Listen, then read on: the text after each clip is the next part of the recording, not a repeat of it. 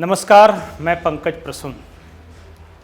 दोस्तों, पिछले 8 सालों में ईडी ने अलग अलग छापेमारी में भारत में कितना पैसा पकड़ा है आपको पता है? आज आंकड़े जारी किए गए हैं जिसके अनुसार ईडी ने पिछले 8 साल में 90,356 करोड़ रुपया जब्त किया है। ये केरला के स्टेट बजट से ज़्यादा है, असम के स्टेट बजट से ज़्यादा है, और कई राज्यों की बात करें तो जितना पैसा पकड़ा गया है अगर सिर्फ उन राज्यों में लगा दिया जाए, छोटे छोटे राज्यों की बात कर रहा हूँ, तो वहाँ तो गरीबी दूर हो सकती है। खैर, ये ऑफिशियल आंकड़ा आया है, याद रखें 90,356 करोड़ रुपए सिर्फ काला धन ईडी ने पिछले 8 सालों में पकड़ा है। एक और बड़ी खबर है, आज सुप्रीम कोर्ट में आई। अश्विनी उपाध्याय हैं सुप्रीम कोर्ट के वकील। उन्होंने कुछ दिन पहले एक याचिका दायर कर कहा था कि जो देश के सेंसिटिव इलाके हैं, जो बॉर्डर वाले इलाके हैं या जहां गरीबी ज़्यादा है, वहां धर्म परिवर्तन के मामले भी ज़्यादा हैं। विदेशों से आने वाली फंडिंग भी वहां ज़्यादा है। इस पर सुप्रीम कोर्ट ने संज्ञान लिया और इस मामले को बेहद गंभीर बताते हुए केंद्र सरकार से 22 नवंबर तक जवाब मांगा है और इस मामले की 28 नवंबर को अगली सुनवाई होनी है। सुप्रीम कोर्ट की टिप्पणियां देखें। सुप्रीम कोर्ट ने कहा है कि अगर गरीब आदिवासियों का जबरन, प्रलोभन या धोखे से या जादू टोना दिखाकर धर्म परिवर्तन हो रहा है, तब तो ये और भी गंभीर बात है। सुप्रीम कोर्ट की दूसरी टिप्पणी देखें। सुप्रीम कोर्ट ने कहा है कि अगर बॉर्डर वाले इलाकों में, पंजाब, नॉर्थ ईस्ट, साउथ के, लक्षद्वीप, अंडमान, इन इलाकों में धर्म परिवर्तन के ज्यादा मामले हैं, तब तो ये राष्ट्रीय संप्रभुता और अखंडता के लिए खतरे वाली बात है।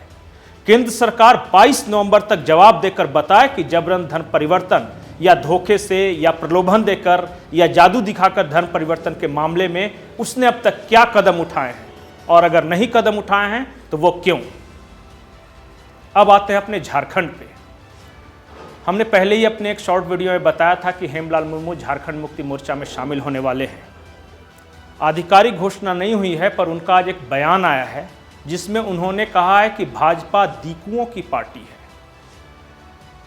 अगर आज वो भारतीय जनता पार्टी में हैं, ऑफिशियली झारखंड मुक्ति मोर्चा में नहीं गए हैं और अपनी पार्टी को ही दीकुओं की पार्टी बता रहे हैं, तो इशारा साफ है, सिर्फ तारीख का इंतज़ार है, बाकी सब कुछ तय हो गया है। लेकिन हमारा आज का विषय ये नहीं है। हमारा आज का विषय ये है कि 1932 लागू होने के बाद झारखंड कांग्रेस की क्या स्थिति है। हमने आपको पहले बताया था कि मानगो के मेयर पद के लिए बन्ना गुप्ता, जो कि कांग्रेस कोटे के मंत्री हैं, उन्होंने अपनी पत्नी को मेयर पद का उम्मीदवार खड़ा कर दिया। कोई सिद्दीकी साहब हैं, कांग्रेस के ही कार्यकर्ता हैं, उन्होंने विरोध किया। आरोप ये लग रहे हैं कि बन्ना गुप्ता जी ने उनके खिलाफ एफआईआर दर्ज करवा दिया। इसी तरह अलग अलग नगर निगम क्षेत्रों में आप देखेंगे तो स्थिति कुछ कन्फ्यूज़न जैसी है कांग्रेस में। कांग्रेस के जो वैसे नेता जिन्हें तथा कथित तौर पे जो प्रवासी वोटों से जीतते हैं या जो अपर कास्ट वोटों से जीतते हैं, वो बेचैन हैं।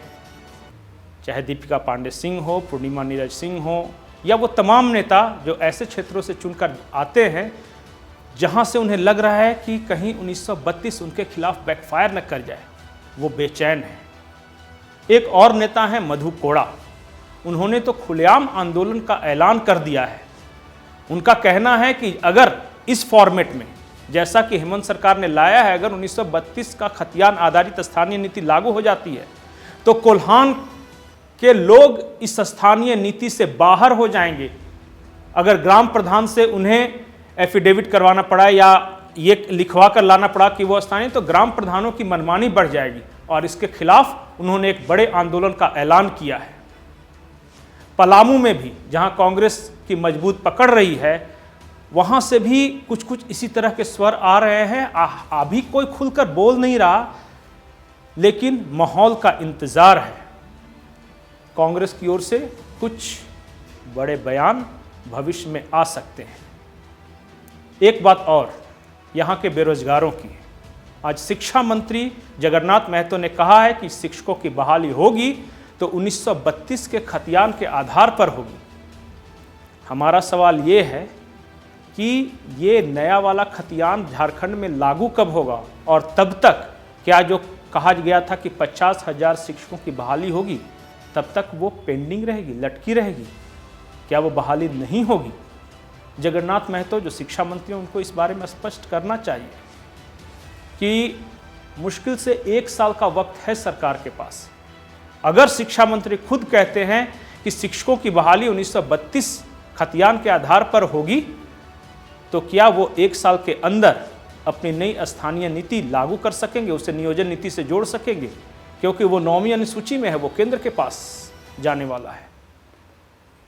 क्या यहाँ के बेरोजगारों के लिए कोई वैकेंसी निकलनी है?